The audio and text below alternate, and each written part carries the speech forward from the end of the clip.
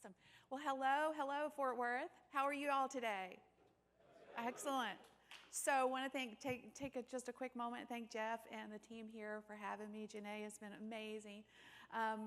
Her husband came and picked me up this morning at the hotel, and he's like, oh, sorry, I'm in a truck. I'm like, dude, this is my life. We have a truck. It's not quite as big as yours, but it has sideboards. I can get in it, so we're all good. So I am excited about, is this the clicker here? Yes, okay. So I'm excited to be here. I will warn you, I am very passionate about this topic, and if I talk fast, I've got a lot to share with you, so I'm going to try to talk fast. So AI is the buzzword right today, absolutely. I'm assuming everybody has heard about it, at least at a baseline. And I'm going to share a couple of examples of how fast it is moving. Quick story, she shared a little bit about my background, but most people think the internet started about 1996. I actually started on the internet about 1991. My son was born, I was on my way to law school, and they laid him in my arms, and like my priorities totally shifted. So I'm like, how am I going to make money from home? And so I got on online, AOL, I think at the time, maybe it was Earthlink. Who remembers Earthlink? I don't know, it was one of those. And trying to figure out how to attract people to me. I didn't know how to do web design. That was not my background. I'd never even seen a computer until I went to college. So most of us today, we have computers in our hands, but my knowledge base was not there. So I taught myself web design, I had my first $1 million business right from my dining room table with my littles playing in the floor beside me. So that's how far back I go. But my business has been like, web design was like the big thing, right? Everybody's like, if you don't have a website, in 5 years, you're going to be out of business.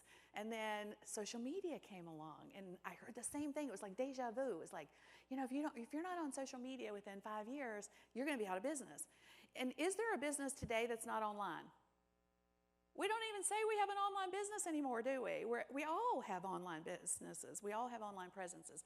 But back in the day, it's like you had to differentiate yourself. I have an online business. So that was the next thing. And then AI came along. And so I've been able to capitalize on the next big thing. And I've got ChatGPT on here, but I think blockchain is following shortly on the heels of this. So here's a couple things I want to share with you primarily today. The relationship and the shift that is happening between the human and machine relationship. There's, I believe, two primary lanes of AI, and then how you can jump into AI. It's accelerating at a super fast rate. I literally cannot keep track of it. I look at new tools on the daily, most of which Hey, how's it going? Let me, I want to give a little introduction to this. Last Monday, ChatGPT or OpenAI, let me clarify that. OpenAI rolled out a new feature that I think is like Siri on steroids, because it's interactive, but it has a vision and a voice feature. So let me play this for you. How's it going? Hey, Rocky. I'm doing great. How about you? I'm awesome. Listen, I got some huge news. Oh, do tell. I'm all ears. Well, in a few minutes, I'm going to be interviewing at OpenAI. Have you heard of them? OpenAI? Huh? Sounds vaguely familiar. Kidding, of course. That's incredible, Rocky. What kind of interview? Well, it's for a software engineering role, but I just need to know, do I look presentable, professional? Well, Rocky, you definitely have the I've been coding all night look down, which could actually work in your favor.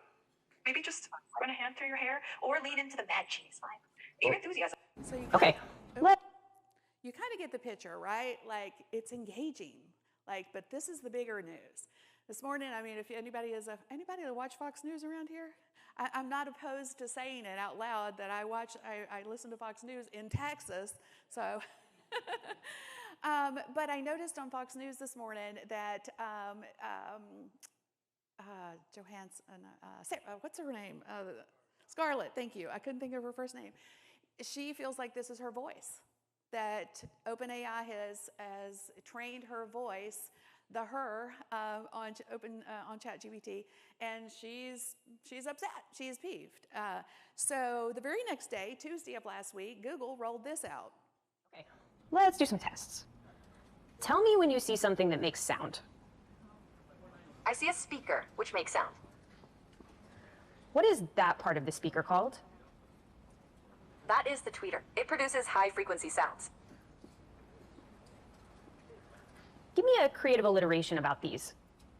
Obviously, just showing a little bit of a sneak peek. The point is, this stuff is happening literally on the daily, and it is impacting absolutely every industry. Whether you see it or not, it's there. It is, you know, if you think about it, even Zoom, like that blur background, you know, that is an AI feature. So, and another, you know, going back to it's literally impacting every industry. Ukraine rolled out a totally generated AI persona for their news. She's their state. She's going to be the person that's rolling out all of their local news on the daily. And I want you to take a peek at her and tell me what you think. Do you think she's real, or do you think she's AI generated?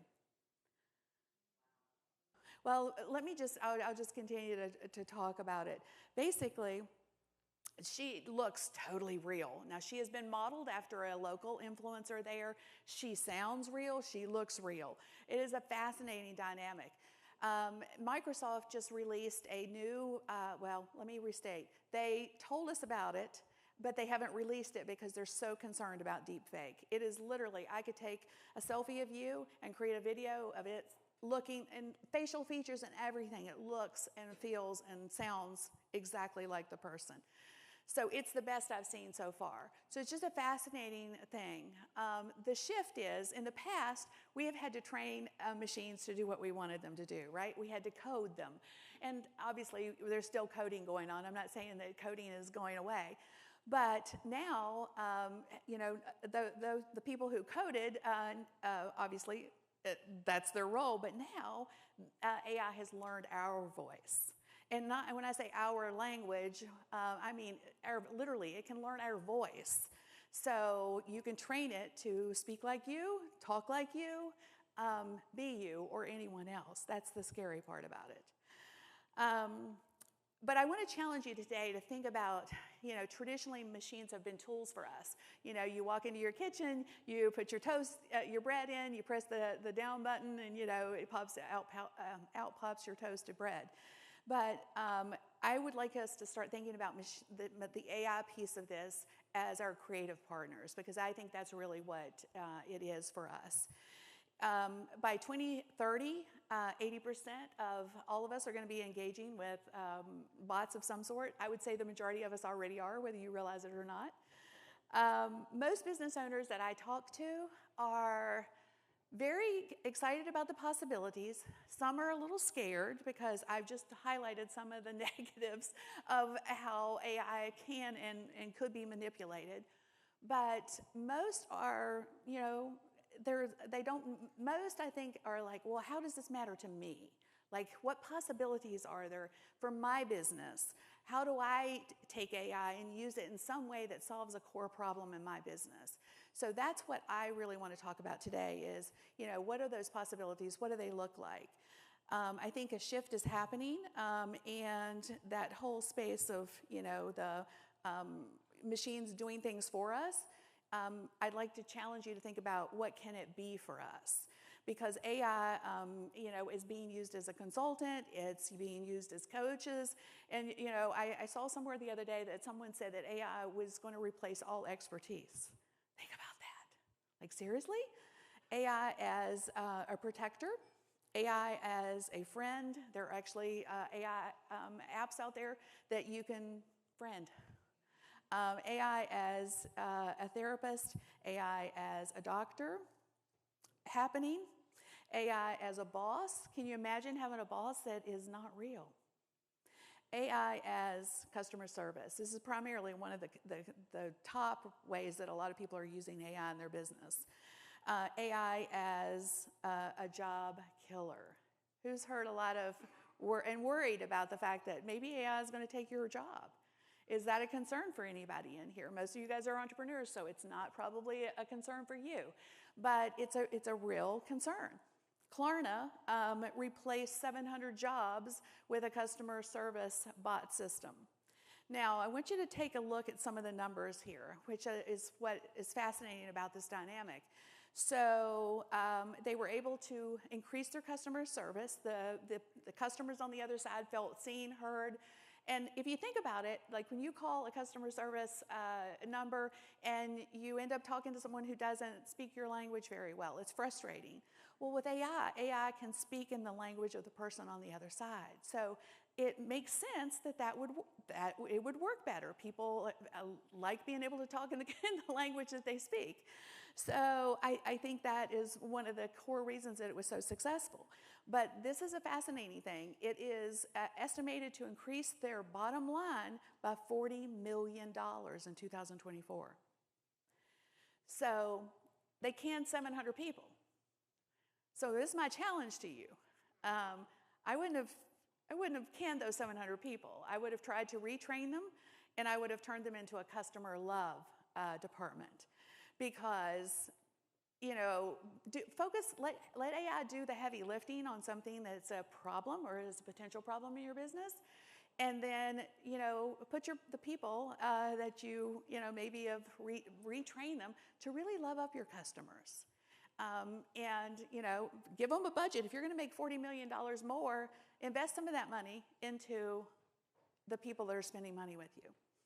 So I firmly believe that AI is not going to replace the average person. I had a conversation with a photographer the other day. I was like, you know, they're concerned that AI is going to replace them. I don't believe that's true. I think it'll replace a photographer that's not willing to accept that AI is here. It's not going away. How can you use AI to speed up the processes that you do? How can you leverage it, position it as an option? But again, those are just my two cents on that. Right now, you are still the creative director of AI, for now. I think eventually, you know, will Terminator happen? I don't know, but it is definitely moving very rapidly, and it is learning literally every piece of information in the world. So, the two lanes. I think most of us I call it the day-to-day stuff. So, and I was just having a conversation at our table a moment ago, and that was the kind of conversation is I'm using it for this, I'm using it for that. So how many are using it to write emails, create content, you know, save? Those are time savers for sure. So I call that day to day. I'll give you an example. Every once in a while, people ask me to write forwards for their book. And so I got one last week, and I was like, sure, I'll do it. Normally the process is they either have to send me a physical book, or these days they just have a PDF copy of their book.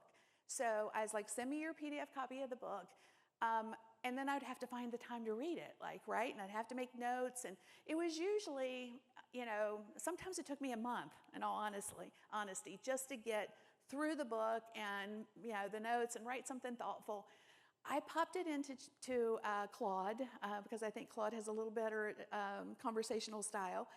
Popped it into Claude and told it, gave it some parameters, told it what I wanted it to do, and within 5 minutes, I had a foreword that I couldn't have wrote.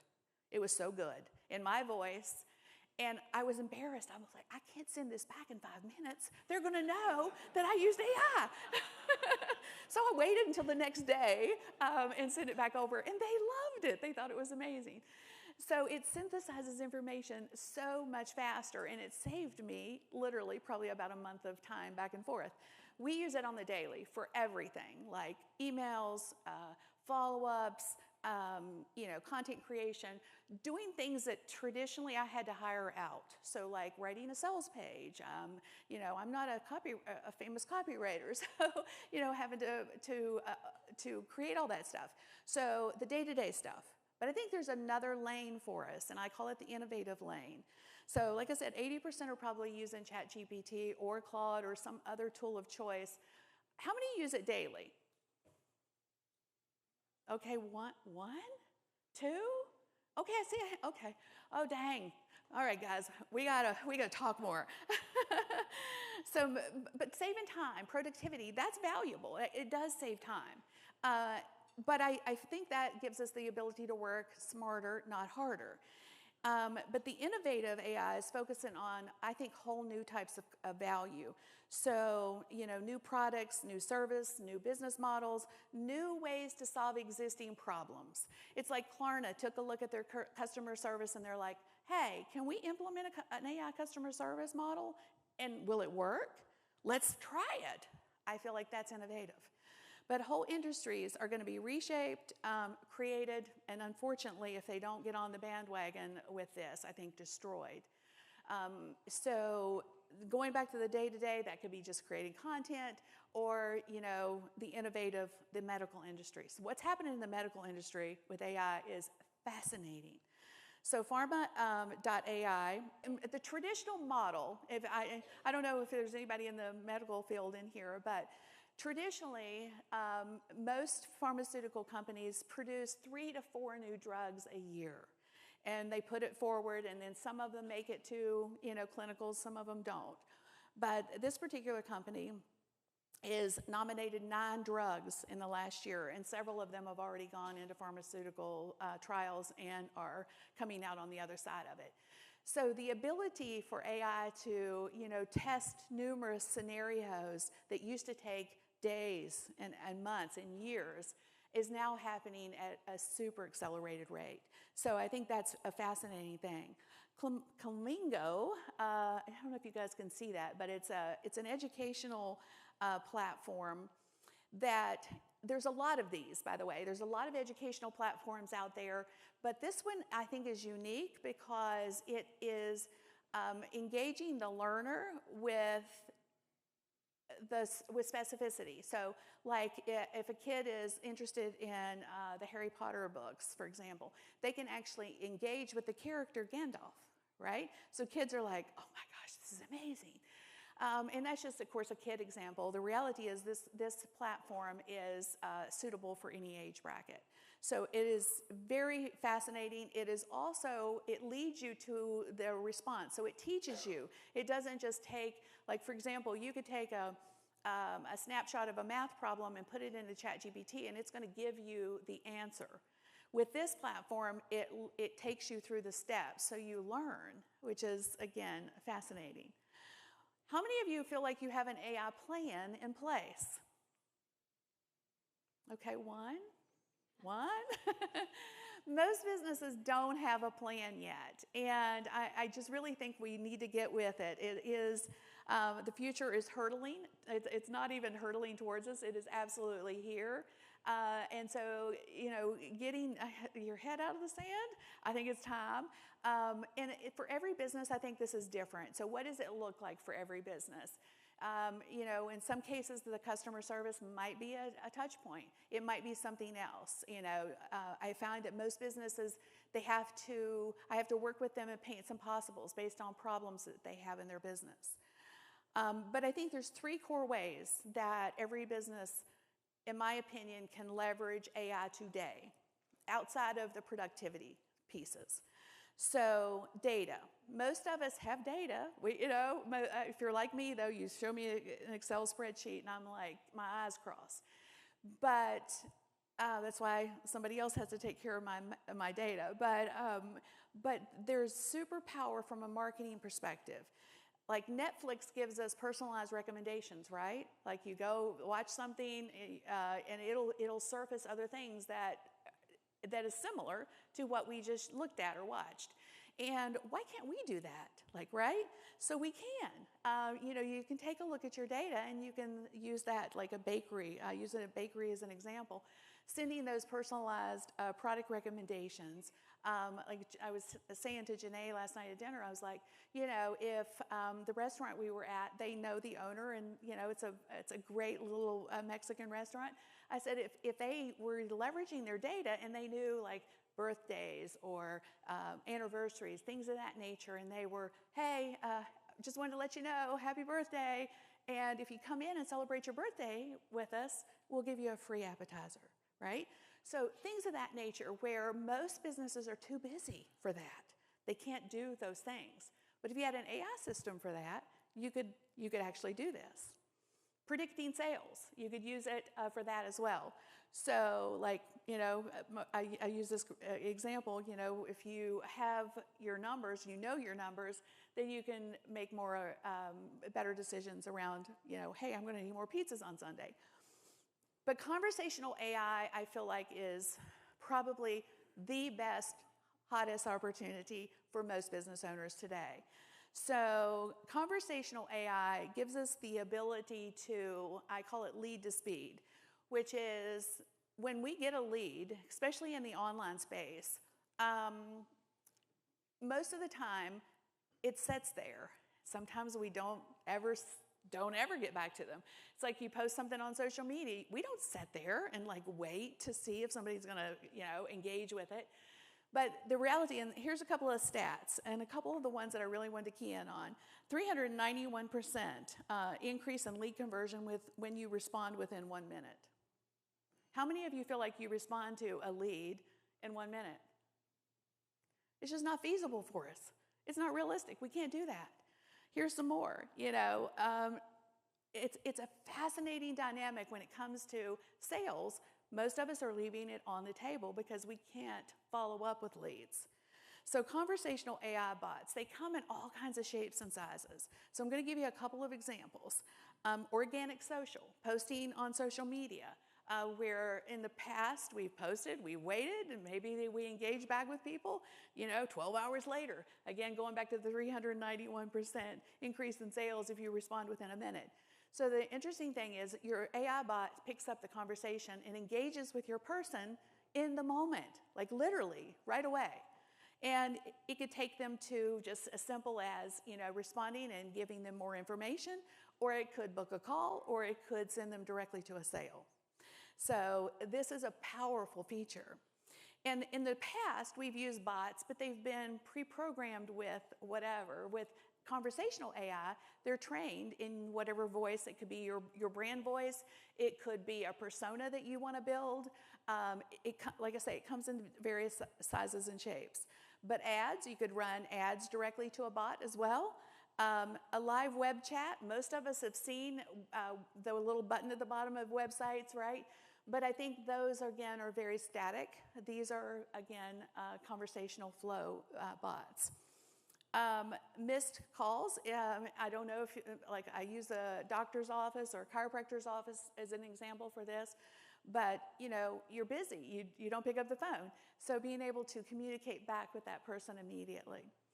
How many have Google My Business profiles? I asked this last week and I was stunned at the people who said they didn't have one. Okay. All right, that's another problem here. Got to get you guys a Google, because people Google you. They're looking for you, and if you don't have a Google My Business profile, it's a missed opportunity.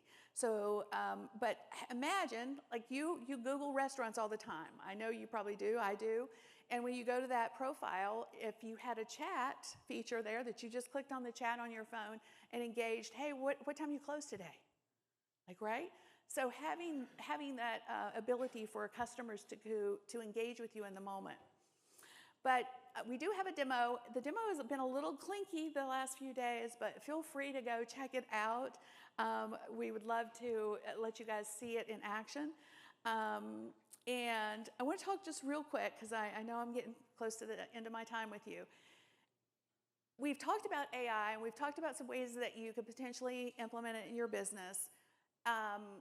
I still feel like most of you are going to need to sit down with someone who is doing in the AI space and figuring out what that looks like for you individually. Please feel free to find me after and we'll have that conversation.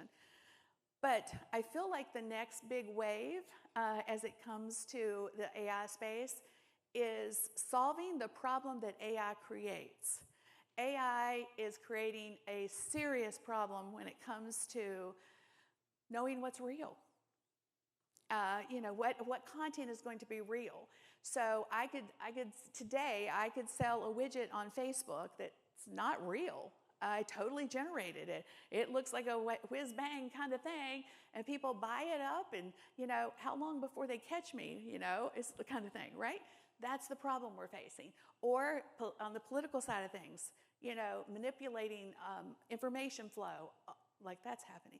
I'm sorry. Anyway, the problem is that we're going to need a mechanism for controlling or knowing what content is real, what we're seeing is real. And I think that's where the blockchain is coming into play. So I'm going to close out with that. I just want to leave you guys with that. Blockchain, I think, is going to be leveraged for security and transparency purposes. It'll probably be a few years out. It's the Wild West right now when it comes to AI. But it's here, and it can impact our businesses positively if we step into it. So thank you guys so much for spending time with me and letting me share something that I'm extremely passionate about. Thank you.